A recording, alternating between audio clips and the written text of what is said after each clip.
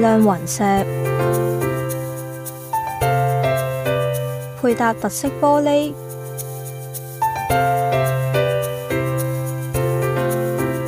中式牆紙，營造高貴奢華嘅格調。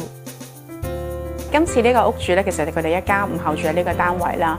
咁其實佢哋係有雙城生活嘅，即係可能佢哋一半時間其實都生活喺香港以外嘅地方啦。咁所以佢哋一開始嘅時候咧，並唔需要咁多嘅儲物空間㗎。咁反而喺風格方面咧，佢哋都有唔同嘅自己中意嘅一啲喜愛嘅風格啦。譬如爸爸媽媽比較中意啲中式啲嘅傳統啲嘅風格啦。咁小朋友又中意啲相對嚟講歐式啲嘅風格。咁我哋都想將中式同埋西式嘅風格比較強烈嘅嘢咧，就抹去咗啦，令到佢融合翻兩個，都唔會覺得好核突嘅。但因為屋主都有啲風水嘅要求啦，咁所以我哋喺個門口個位置咧就做咗一個 partition， 就變相好似入門口嘅話有個玄關位先至嚟到我哋嘅客飯廳啦。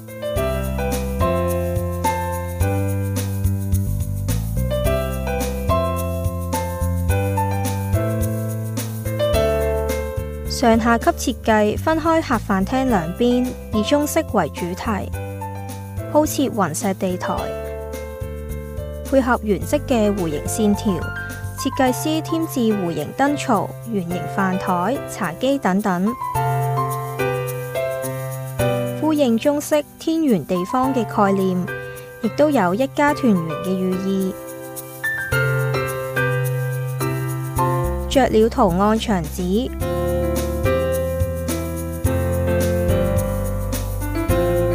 對面打造高身電視櫃做收納。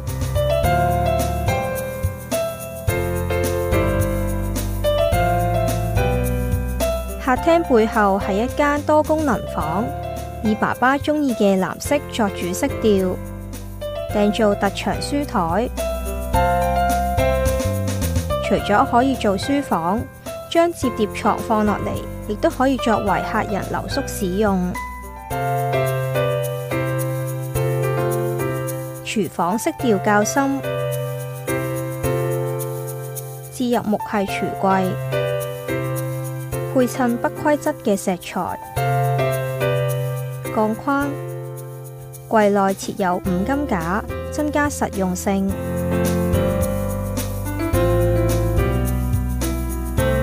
咁另外咧，其實一開門嘅位置咧，都會見到一個走廊咧，通翻我哋嘅房間咯，比較長啲，比較凹凸。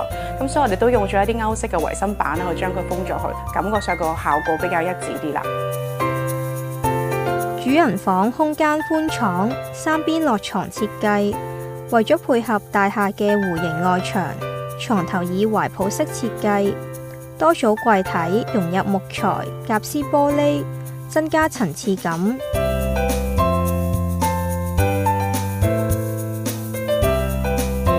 衣帽間亮點係一幅不規則嘅線條牆身，衣櫃連接梳妝台，台面加入雲石，更加顯精緻。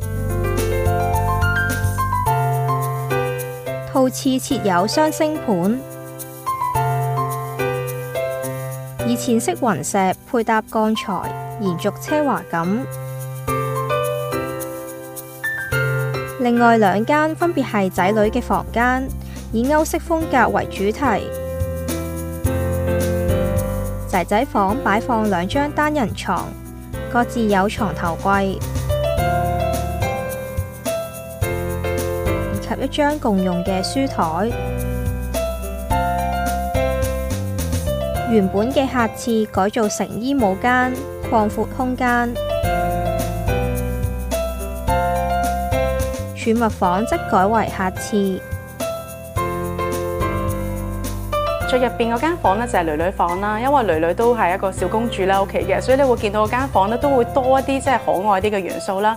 譬如一入到門口會見到一個 arch 咁嘅 design 啦，咁有一個步入式嘅感覺，有個儀式感啦。